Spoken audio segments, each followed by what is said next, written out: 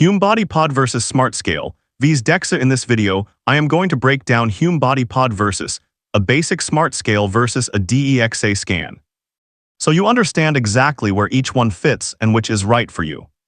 These three tools sit at completely different points on the body composition tracking spectrum, from budget daily tracking to advanced at-home analysis to true clinical measurement. Let's compare them side by side. Let's start with the basic smart scale like the Renfo Eli's, priced around $26. This is a platform-only scale, no handle, using bioelectrical impedance analysis through your feet to estimate 13 body composition metrics like weight, body fat percentage, and muscle mass.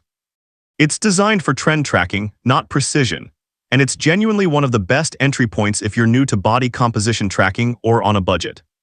Now let's move up to the Hume Body Pod, priced between about $180 and $350 depending on promotions. This is a foot-to-hand scale, meaning you hold a handle while standing on the platform, which allows it to measure your arms, legs, and torso individually instead of estimating your whole body from your legs alone. It uses an 8-frequency BIA system, more advanced than a basic scale's single or dual frequency approach, and tracks over 45 metrics. Hume cites accuracy comparisons to DEXA in their own marketing, though those figures vary across their own pages. So it's worth treating the exact percentages with some healthy skepticism, rather than as a guarantee. Now let's talk about DEXA, the true clinical benchmark. DEXA, short for dual energy X-ray absorptiometry, uses low-dose X-rays to directly measure your body's fat, muscle, and bone content. Unlike the other two, it's not an estimate based on electrical resistance.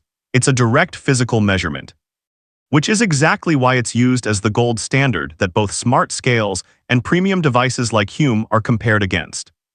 The trade-off is practicality. DEXA requires a clinic visit, typically costs somewhere between $100 and $250 per session, and isn't something you can do daily at home.